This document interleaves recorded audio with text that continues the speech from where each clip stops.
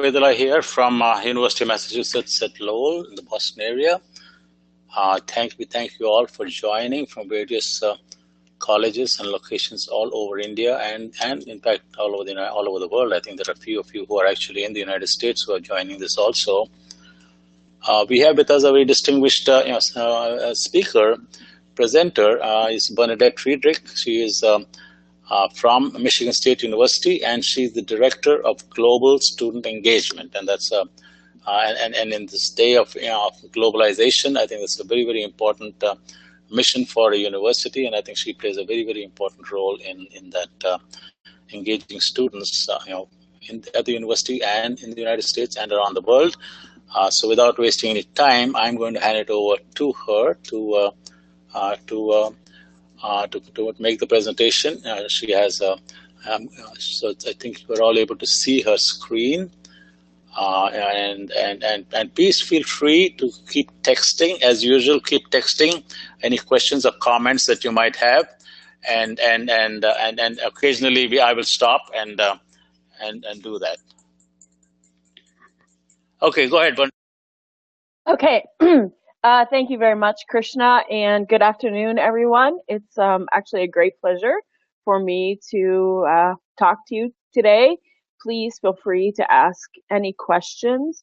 I'm originally from Pennsylvania, so I talk very fast. If you need me to slow down, please also just say that. I'm happy to put on the brakes a little bit. So I'm really here today to talk about how we at Michigan State University in the College of Engineering have created and developed an engagement with the students that is pretty exciting. It's pretty exciting for us, and I think we have created an excitement among the students about what we do. Specifically, I work for the College of Engineering. We have an office called the Center for Spartan Engineering. This was originally developed as a career center, and that was the basic concept, but helping students get engaged from their very early years at Michigan State to then moving on to upon graduation. So we use three very, very simple concepts. We engage the students, we then educate the students, and we connect them. I have been at Michigan State for almost 22 years now. I originally started only working in the experiential education office, where many of our students would go and work with employers during the summer to really enhance their educational experience. And that was the kind of original birth of the Center for Spartan Engineering. We have since grown that to looking at students who both register their experiences with us, to students who are just looking for one summer only internship, to students who may be going to and looking for opportunities post-graduation. This includes everything from traditional co-op, which is a student works a semester, goes to school a semester, works a semester, until graduation. Many of them do 3 work experiences. It includes that. It includes students who are only working over the summer and doing a traditional 4-year university experience. It also includes students who may be working on campus in undergraduate research opportunities. So they may be working with a faculty member because we're focused on them getting to where they want to be upon graduation. And for some of our students, that may be more schooling. Therefore, the research experience gives them a taste of what it's like to be a graduate student, to understand what happens in academia at the master's and PhD level. So again, the goal is focused on where are they going after graduation? What kind of employer do they want to work for? What kind of industry do they want to work for? And we do a lot of work advanced with the students while they were on their assignments. But I want to really focus today on how we brought them in. We created a center that didn't exist. We were actually given space in the lobby of the engineering building, right across from the coffee shop. So, as you can imagine, it was prime real estate in the engineering building. Students were always passing us by, faculty were there. They created the center with a front glass window. Our entire front wall is a window. So everyone could see what we were doing, could see how much activity we had or didn't have. And it was actually at a time when there was not a lot of extra money in the college. And so many faculty were wondering why we would spend this money on creating this new center, give it this prime spot in the building. And, all we were doing is, getting students jobs. Well, they were engineering students. They were going to get jobs anyways, or so faculty thought. And it's true, of course, engineering jobs are plenty and our students do well. But our concern was, are they getting the jobs they want? Are they getting, the experiences they need so that upon graduation, they can really be happy in their career path? Um, so we not only had to convince students to engage with us, but we had to make sure that we had the buy-in from faculty who may have wanted another piece of equipment for their lab, who may have Checking one. wanted. Yep. Just a quick check. Are you moving your slides, or are you just on the main slide? I will. No, I'm still. Just introducing, right? Early. Okay. Yes. So okay, that's fine. That's fine. So that's a way to we had to get buy-in from faculty as well as students, and so we again with this concept of engaging, educating, and connecting, it's not just for our students; it's actually for the entire college and the entire university. Okay. So the first thing we do is engage. I'm going to introduce these concepts, and then I will tell you in the following slides what we particularly did. So obviously you need to create a reason to come in. You've built this space, you have people working there. People walk past it 1,000 times a day. Why should they come in? So you need to create a buzz and an excitement about the idea. We wanted to make it fun. We wanted students to see us as a place where maybe the stress of engineering studies was not prevalent. We wanted the students to have the ability to just relax for a minute. So we did a lot of crazy things. Oftentimes people would raise their eyebrows at us, but in the end, it actually proved to be super effective. The reason we brought them in might not have had anything to do with finding a job. It's just to get them in the door so that then we can explain to them what it is that we offer, what our services are. The second concept is educate. And this is simply conversing with the students. There's an American saying, the old bait and switch. So you bring someone in for a shiny new car and then, you sell them something else. And that's kind of the idea of engaging. How do we get them in? And then once we get them in, we really talk about why we're there. Oh, welcome to the center. This is what we do here. We provide resume services, we provide interviewing skills, and we inform them of all of the opportunities that we're able to present to them in regards to our particular services. The next thing to do is to really give them a reason to follow up. So we may say, hey, here's an example of a resume. Why don't you come back and then work on your resume, come back and we'll critique it for you. We'll help you get that summer job. We'll help you get an interview with an employer of your choice. So we're happy. We give them something to follow up on.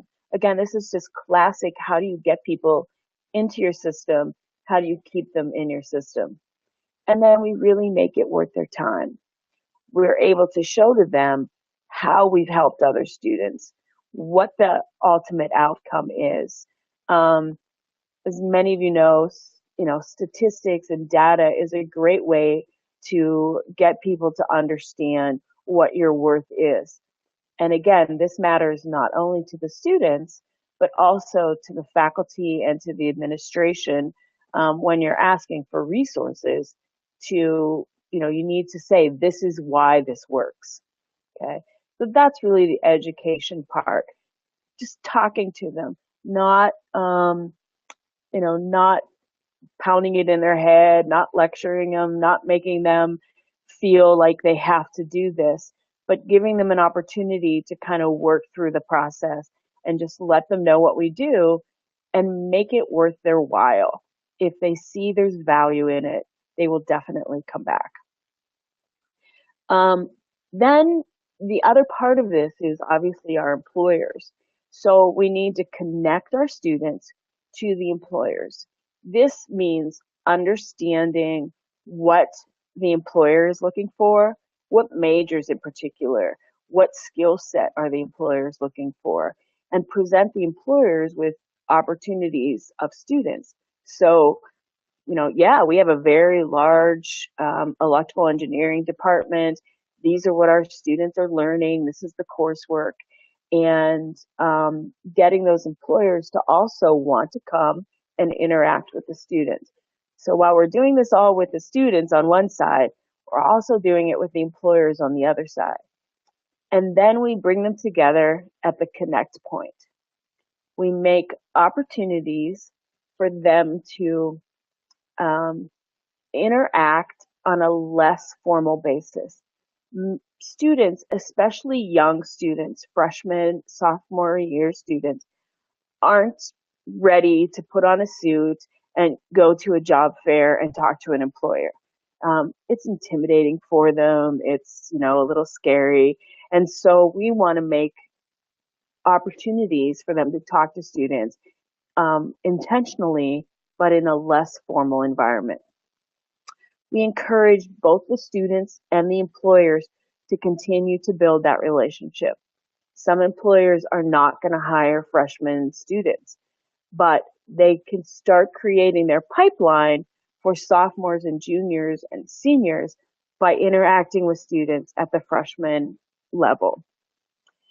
Then the last thing that we really do, because we can't make the final decision, is put the responsibility on the participants. So we do a lot, especially with employers, to get them to follow up with the students. I can tell a student, General Motors is coming on campus next week. You should go to their information session. But if an employer emails a student or calls them and says, hey, I talked to you last week at this event. We're having another one next week. I'd really like to see you. That makes for a really, really good experience for the student. And the students feel like they're being personally invited, which of course they are and is what we want them to do, so that then they also have a sense of responsibility to go and interact with the employer. So those are basically our three concepts: engage, educate, and connect. The next thing I'm going to talk about, so I'm going to take a little break here to see if there's any questions, but I will talk about specifically what we did in the College of Engineering at Michigan State. So do you have any Okay, questions for me? sure. I'll take a look and see if we have any. But we don't have any right now, but I'm sure they're warming up. So I'm using this opportunity to for all of you who are here on this about 60, 65 of you, please take advantage of this opportunity to ask questions. And some of the concepts may be new to your situation, and but I'm sure there will be things that you will learn from this presentation that will be applicable to what you do with your students and your employers. And so please ask questions. Okay, so we will stop every 10, 15 minutes and see if there are any questions. So please continuously keep asking questions. Go ahead, Bernadette. Yeah. All right. Thank you. Okay, so as I mentioned earlier, I work for specifically the Center for Spartan Engineering. You will notice that the word careers is not in the title of our office. That was really important for me um, in our effort to engage students. Again, many students who come to college are here for a lot of reasons, obviously, but also to get an education. Many students just aren't ready at the freshman or sophomore level to think about, oh, a career. That's 4 or 5 years away. I don't want to think about working right now. And so we wanted our operation not to merely by the name to scare students away. It's pretty typical in the United States that career services operations across the country are one of the most underutilized organizations on campus or service offices. Students don't think they need them. There's not an automatic built-in default, I have to go there. You know, in the US, most students have to go to financial aid at some point they have to go to the health services office. Um, Many are required to meet with their advisor. So those are automatic things, but they don't have to go to any career office. And so they don't until they're desperate or, and they're especially not going to go when they're freshmen and sophomores. They just don't see the value in it and they don't understand um, the art of building that relationship, or they're afraid that, and we hear this all the time, why would an employer want to talk to me? I haven't even taken any engineering courses yet. And we understand that, and the employer understands that, but it's getting the student to see the value of the relationship. So we specifically left careers out of the title of our office. We also wanted it to be more than just a career center, and I'll get into that a little bit. So prior to 10 years ago, there was no operation that existed in the College of Engineering. Um, Primarily, career services was a an office that was on the other side of campus that again students were not required to participate in, not many of them didn't stumble past it while they were walking to class. And so it was really important for our dean at the time to create a space where students could start to explore their opportunities both during school and after graduation. Um, Career services at that time was just starting, the university career services was just starting to connect people to colleges on campus. So the College of Engineering had a person that may come um, 6 hours a week to be in the engineering building, but it wasn't a real cohesive presentation. It wasn't widely publicized, and it had no connection really to the already existing experiential office where I worked. So, yeah, we talked to them, but it wasn't this great connection. And the intent at this time was to build a bigger operation where students could see early this value. How do we interact with employers? How can we get them engaged? Our dean at the time his concept was from backpack to briefcase. How do we get them when they're coming in the door as freshmen to going out the door as seniors? And over the years, we have done a lot of crazy things to just tell them who we are. Okay. Um, we, we drew students in with some very silly, non-traditional activities. Um, Obviously we started, it was in the fall, so it was starting to get close to Halloween and pumpkins and that kind of thing. So we just had a pumpkin carving contest. Engineering students are actually pretty creative, and we said, create a team, design a pumpkin, we'll give you a prize for the best pumpkin that's carved. So not only were students involved in the actual carving of the pumpkins, which obviously has nothing to do with careers, nothing to do with engineering, but then all the other students in the college could vote on who was the best pumpkin. And that way people see, oh, well, what do you do here? When students come in to vote, or they come in to just because they saw the pumpkins in the window, we could then use that opportunity to, um, educate them. So the idea of the pumpkins was to engage. And then when they came in, we would educate them on what we do. Because we were in such a visible place, and because it was obvious that that space had been something else prior, students wanted to know why we were there. And so this was just a great opportunity for them to come in. This is what we're doing. The pumpkin carving contest is just one of the things that we did. Um, I could give you a lot of examples. A couple of years ago, because we still do this, we still try to bring them in. We had a tailgate. So in the United States, when there's a football game, that would be American football, the students all get together before the game and eat and entertain themselves, and they you know, to build up for the big event of the game. And so those are usually on Saturday or Friday night. So one Friday afternoon, we had a tailgate. We had traditional tailgate food. We had stuff, and just encourage the students to come by our office for a hot dog, for maybe a game that's traditionally played, just trying to get them again to understand that we're here to engage with them. And then once they're in, we provide them with information. When students come in, we also collect information from them. So, for example, in order to vote for the pumpkin carving contest, you needed to fill out a piece of paper that said, my name is John Smith. I'm an electrical engineering major and I'm in my junior year, so that then later we could target those students. If Ford Motor Company called and said, I need an electrical engineering student who's going to graduate within the next 2 years, we had some people that we could connect them with. Okay.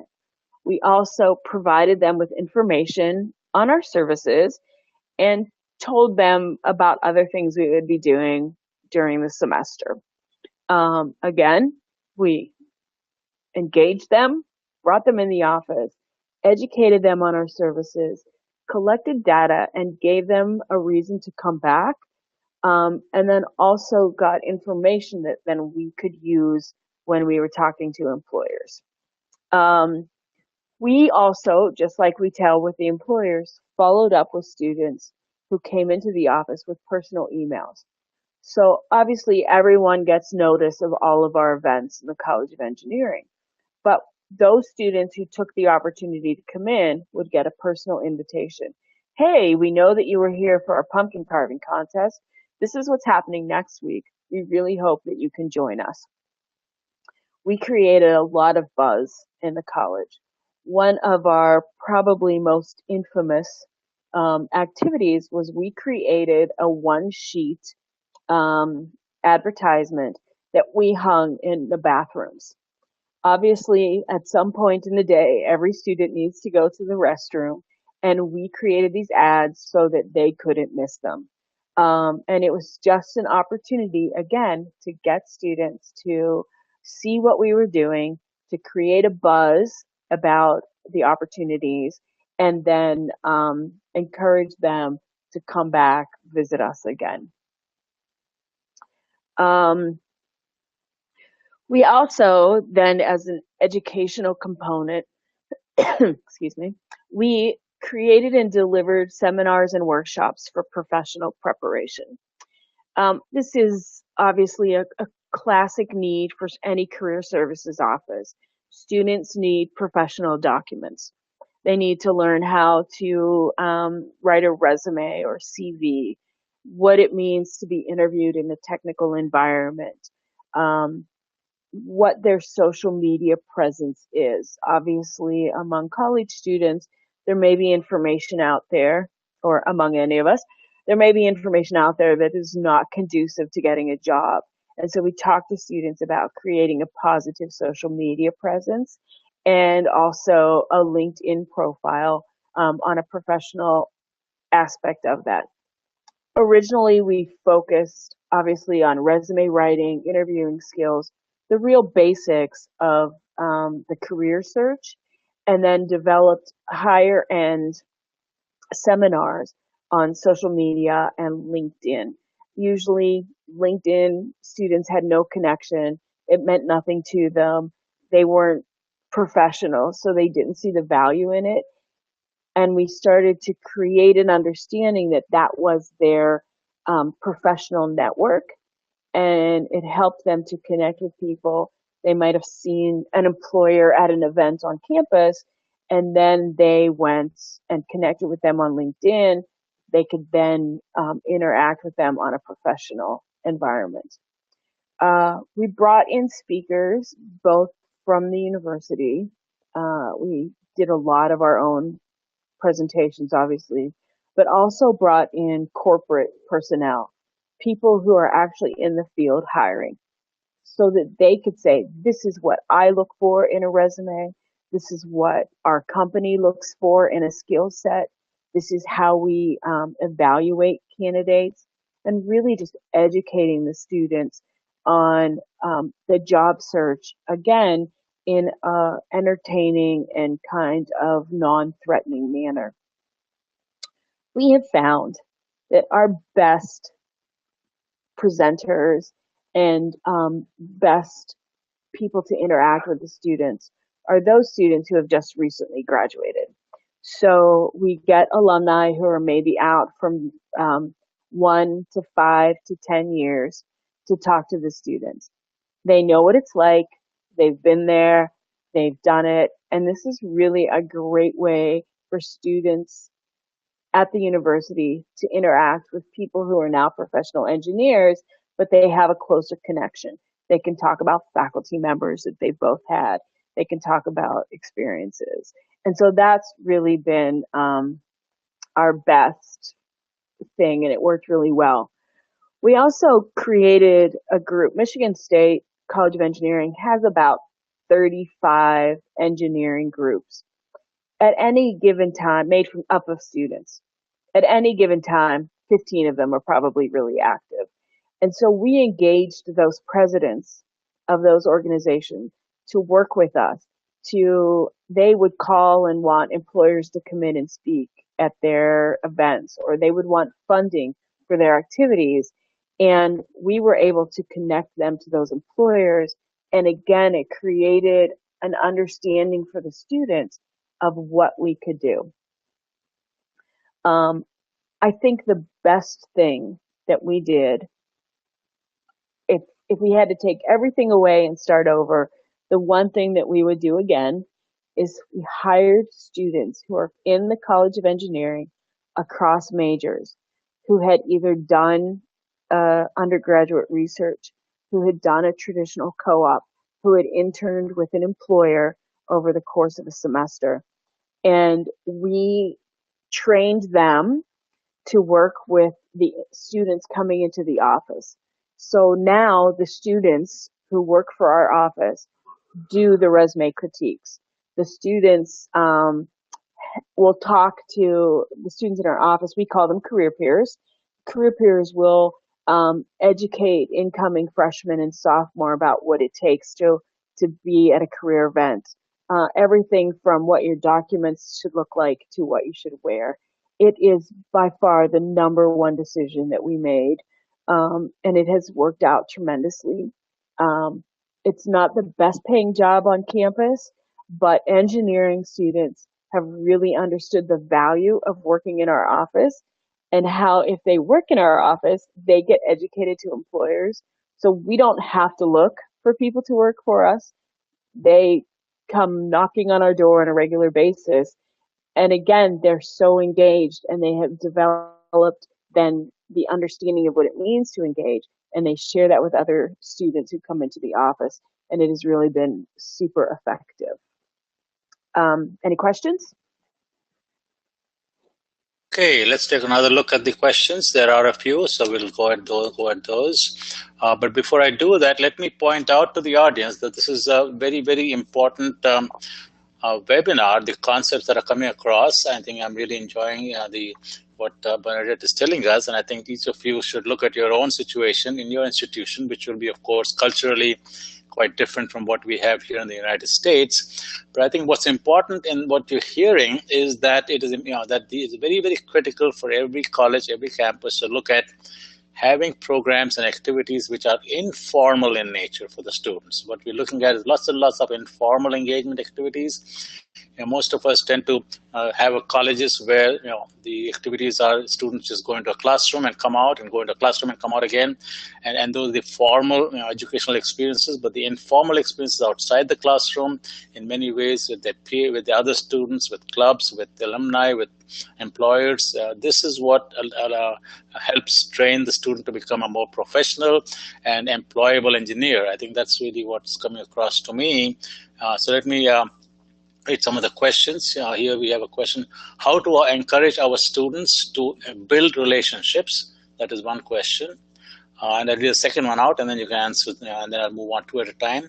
Will you please elaborate on connecting the students to the concept with some example? You want to comment on either one of these two? Sure. So just as Krishna was talking about it, we make the engagements with employers informal. Specific examples of this are we have what we call ask sessions. So again, I told you our location in the engineering building, and we will put an employer in the lobby for 2 hours, maybe around lunchtime. I mean, it depends on the employer and the day and what's going on, but we will bring those employers out into the lobby, and they literally just put up a little sign that says, General Motors is here, ask us anything. And students can ask them, so they're just walking around class. As you know, in the US, students are very informal, and they will offer, they might bring their resume to the employer and say, hey, here's my resume. Is this something that General Motors would look at? Or if I were to get an internship at your organization, what kind of job might I have? Or whatever. We give students the free reign to ask them anything. One of the favorite questions is, how did you get to where you're at? So you have someone, again, an engineer who's maybe been out of college anywhere from 2 to 10 years on average. They usually send younger individuals and say, how did you get to where you're at? What path did you take to be where you're at in the organization? And so that's an important point there, because the alums are the key here. If you're bringing alums, yes. You're not an employer, but you could bring an alum who's been out there, having them stand around and informally chat with the students. That's really great. Yeah, go ahead. Yeah, that's exactly. Again, they talk about professors that they both had. They may be so recent a grad that other students know them because they've seen them in the college. And so that's really a key, and it creates a less scary, right, and opportunity. We do now, we have some partners who help support our center. That's a whole nother webinar. But the idea of one of the, this year we had a thing where we invited the student groups, so kids who are already active in student groups on campus in engineering, to go bowling with our employers. So a select number of students are invited to go off campus to a venue where they can bowl and talk to employers in a very casual, non-threatening setting. Last year, we took the students to play mini golf with employers. Um, who knows what we'll do next year with them?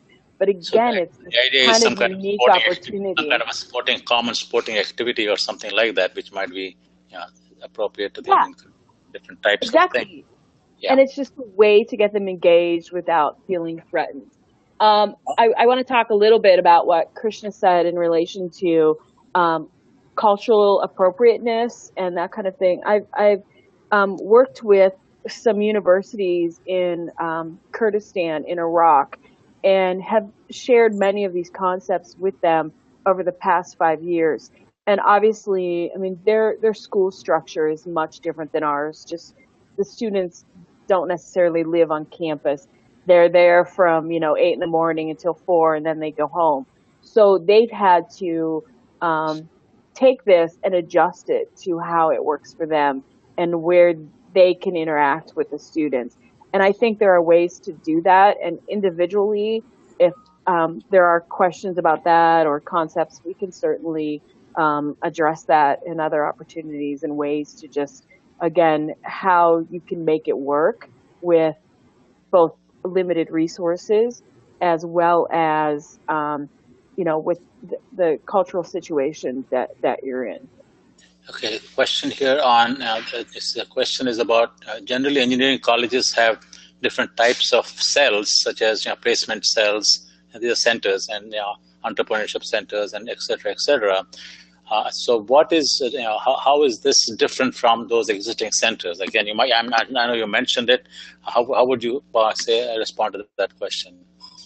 Um, because at Michigan State in the college, we do have, I'm not sure I understand the concept of cells.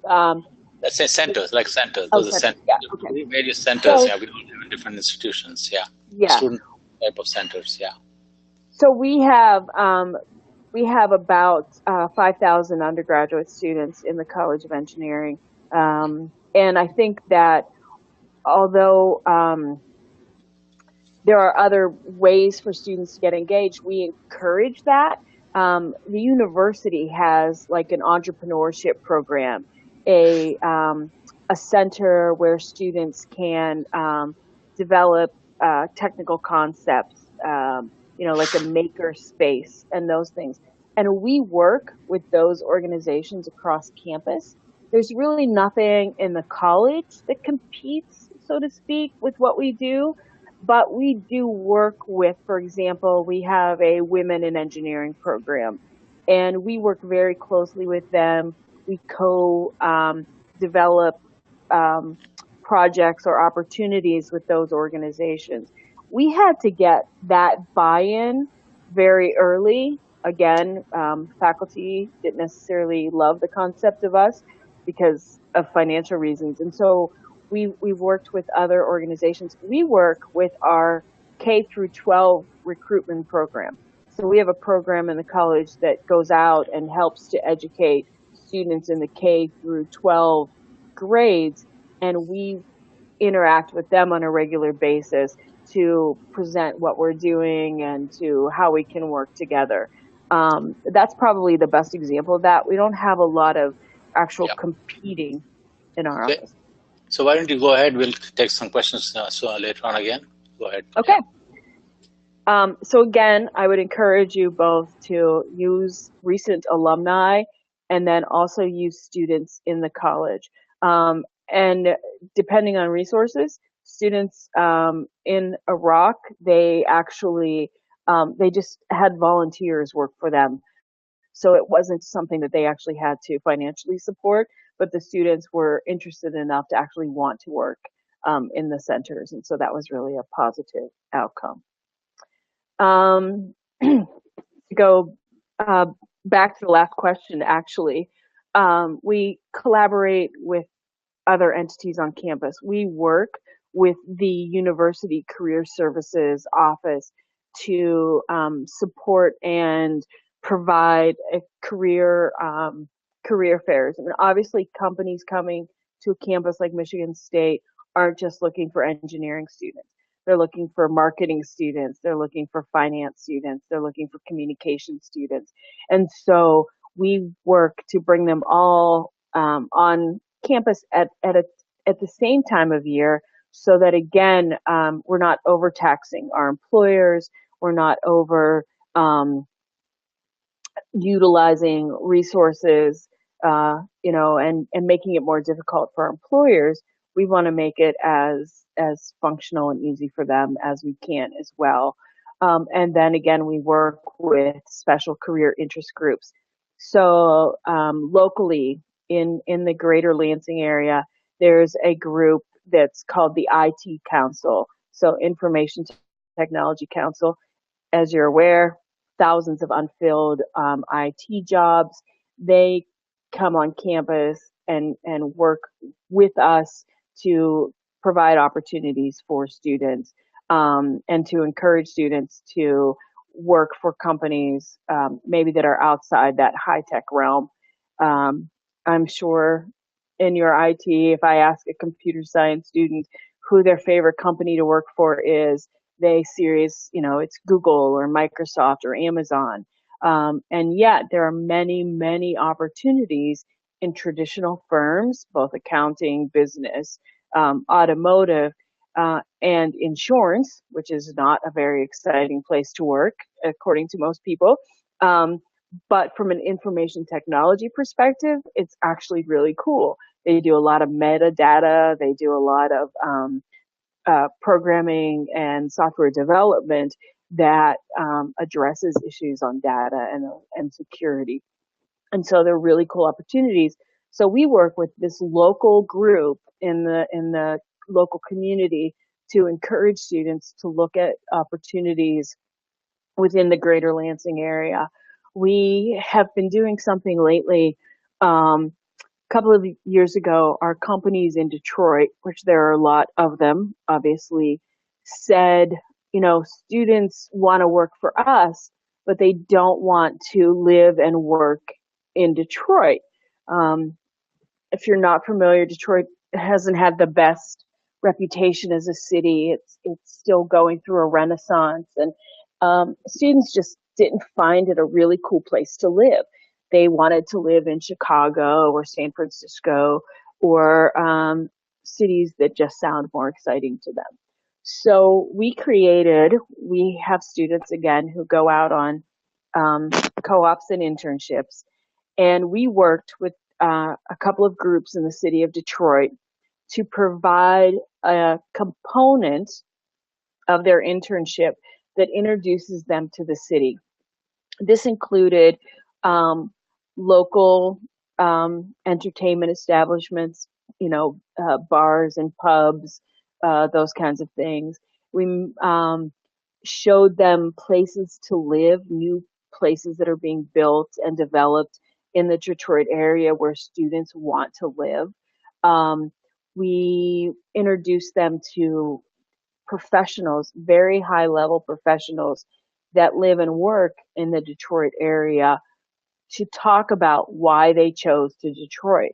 So these are very high level executives who probably could have gone anywhere in the country and chose to work for a company in Detroit, not just because of the company, but also because of the environment and the learning and the opportunities in the Detroit area.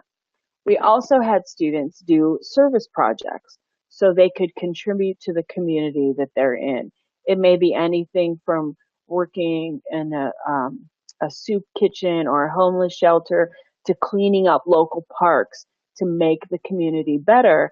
And it provided this amazing experience. Our students loved it so much that we actually expanded it this past year to three other cities in Michigan. It's a huge time commitment for us, but again, it's opportunities to work with the local community, to provide a service to the community, whether it's through um, hours of volunteerism or those kinds of things, but also introduce the students to what can happen in a city that they haven't really explored. Um, Michigan State University is in East Lansing. It is a unique city from the capital of Michigan, which is Lansing. And many of our students live on campus and work in Lansing, but never participate in anything in the Lansing area. They stick to this little, 5 block area that is campus. And so this summer they had an opportunity to go to a local baseball game, to meet with other young professionals in the Lansing area, see some cool places to live. They kayaked on the river, and just really got exposed. And the response was, wow, I didn't know Lansing had all of this. And I mean, the reason is because they don't look. And so it's us, part of what the responsibility of the employer, and we feel us, is to get the students to understand that there's a great environment for them. So that's like community engagement. I think by engaging with the community, they kind of understand the problems of the community, and maybe they can develop some projects that they can be involved with at the community, right? Yeah, and it's actually been amazing. We went. I took a group this summer, and we literally went out to um, it's a bird sanctuary and uh, cut down invasive species. I mean, we spent 4 hours getting really dirty and hot and sweaty, and cleaning up. And it was just such a great feeling at the end of the day for the students to see that they made a change for the environment, for the native species, for the community by participating in this. And it's really been a great opportunity. Another Um, question has to do with the fact that the companies are so diverse. There's so many types of different types of companies and requirements. Students are also diverse. So how do you deal with this diversity and the needs of the companies and of the students through your center? what the primary way that I would say that we address the issues of diversity as far as needs, etc., is by letting the students see that there is this broad spectrum of where they could work from. I mean, again, just in IT or computer science operations, you could do anything from being a developer at Google to helping someone manage their in-house network and hardware, right? I mean, it's an opportunity. So the more exposure that students get to opportunities, the more they see this diversity. And then we also put, I'll always use the example, I had a local utility company say to me, Michigan State really needs to teach more power classes. Okay, so they wanted electrical engineering to offer more power classes. They said students don't understand the opportunities for employment in the utility industry. And my response to the employer was, you need to share with them the opportunities. Come on campus, tell them what they can do, tell them the opportunities. Because what the local utility company offers is certainly different than maybe what a solar organization would be offering, as opposed to a wind power company, right? So there are opportunities there, and we're happy to give the employer the exposure to share with students. We also do that with employer panels. So we will have a number of employer panels in a freshman class where they talk to the students, again, usually young alum, about this is what I do, this is what I do in my job, and share their concepts of how they went from this is what I thought engineering would be to this is what it actually is and why it's better than what I thought. Or can connect with the first year foundation sciences course for freshmen that way, right? Yes, they're in a first year. They come into a first year opportunity. Yeah. Now, and I tell students all the time that you have no idea what engineering is. I'm not an engineer by training. but they think, oh, I want to be a mechanical engineer. And when I ask them what that means, they can't explain it. So sometimes it's just, we find our jobs by happenstance, right? And so we try to encourage the students to just be open to opportunities and ask questions. Are the employers willing to interact with the students in such an informal manner? Our employers, I'll tell you, in the last 2 weeks, we have probably had 15 ask sessions. So it's literally where employers are saying, we want to be on campus, we want to be in front of your students, and these are informal situations. Again, they choose to be a partner with us so that they know they will get the opportunities, like meeting with the student group leaders. So yeah, the employers are very interested in this. Are industrial visits by students, is that part of what you get involved with the employers? We do provide that because of the way Michigan State's education class structure is. It's difficult. Obviously, many of our employers are very far away.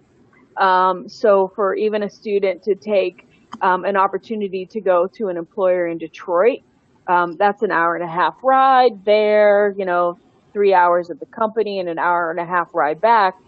They can't do that on a Friday or a Tuesday because of their course schedule.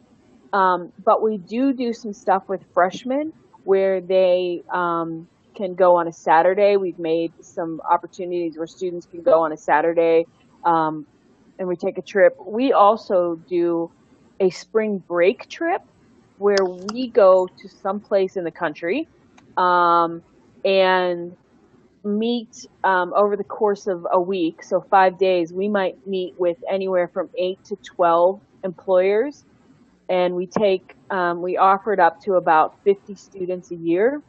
These are usually freshmen and sophomore, so they can see a variety of companies and opportunities, say in the greater Dallas area or in Chicago or Minneapolis. And so that's a great way. How do we get employers on campus if our college is not well known? I think you have to start small and start with local companies. That low-hanging fruit, right? So if there's a local company that has a great demand for computer science or computer engineering students, I would start with them. I mean, we started with the obvious companies in Michigan, that's automotive. So we started with that because a lot of students, families worked there. That's where they saw themselves going. That was an easy default for us. But I would say to start with local companies. If you already have a relationship with an alum or someone, start to build that up. We now have events where we have 100 employers a day on campus, but we didn't start out that way. And so I would say start with local. And again, many of your students may not want to move to another part of the country.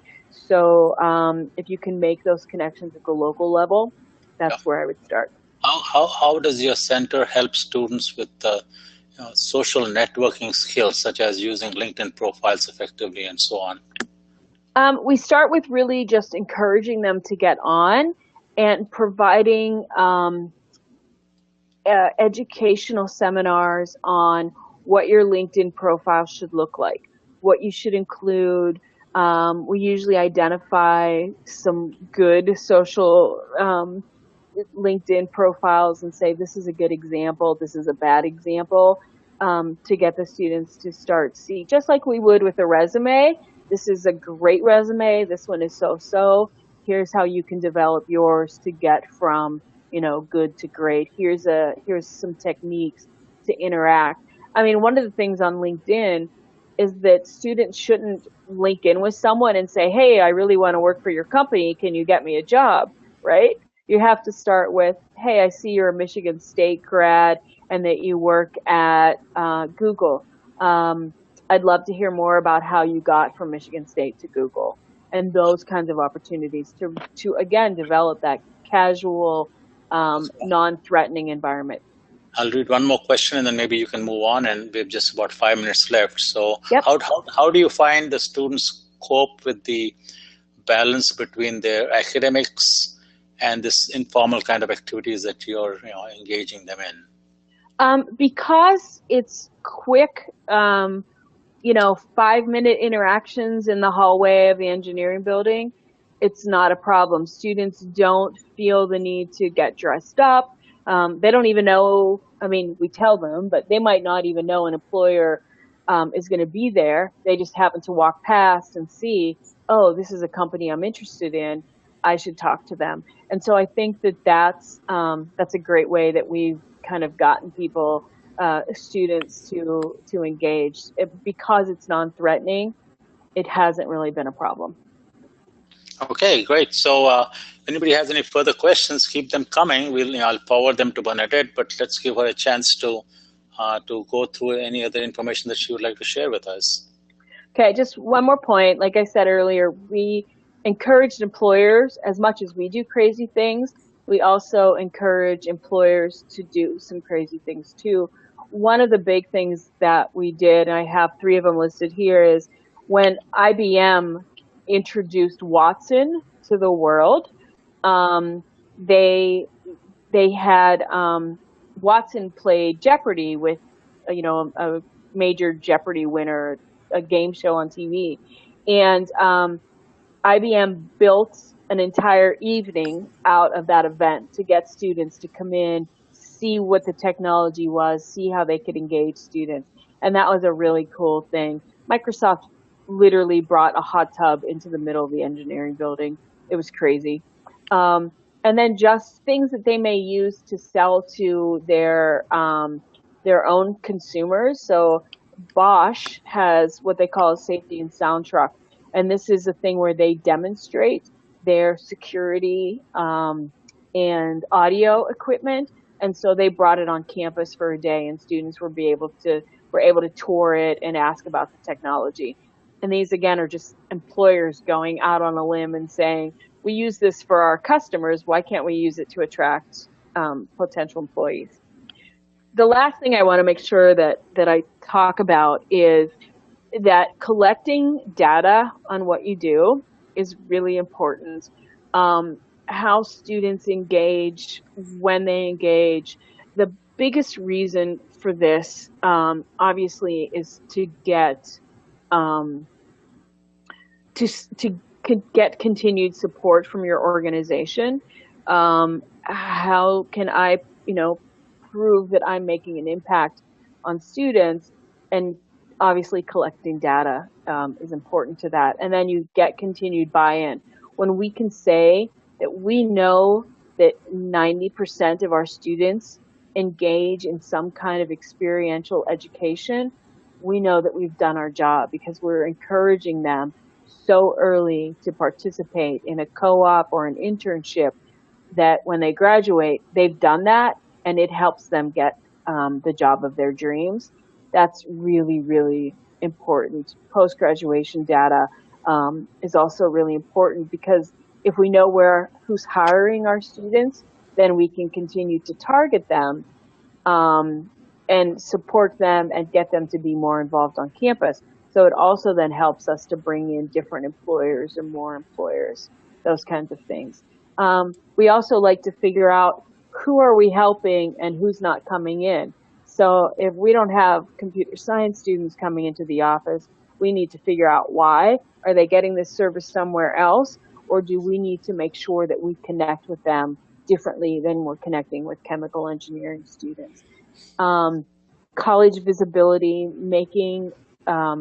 connecting faculty with employers, connecting employers with faculty. It's actually brought in funding opportunities for research, for lab equipment, for student group aid.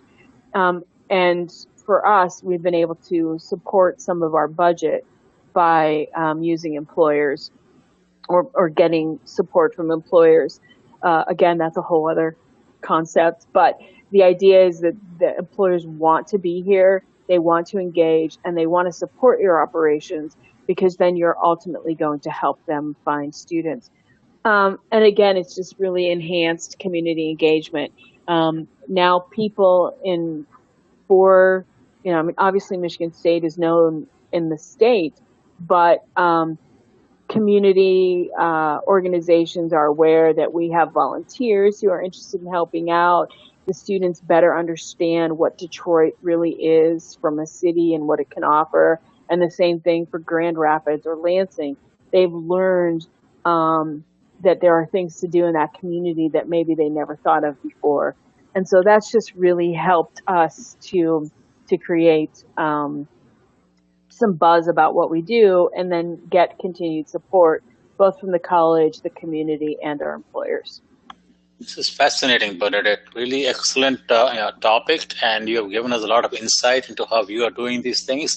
I think I'd like to remind our listeners in various colleges all over India that this is extremely relevant to our conversations that we've been having within our organization and our members, that about how to make our students more employable or more valuable to the community, more valuable to the employers. That employability is not something that they only get from going into classrooms and learning academics. They have to learn many other things to round up their personality. And I think what Bernadette has shown is that on each of your college campuses, these kinds of informal activities can be structured in a manner that lead to very good results with the community, with the employers, with the alumni.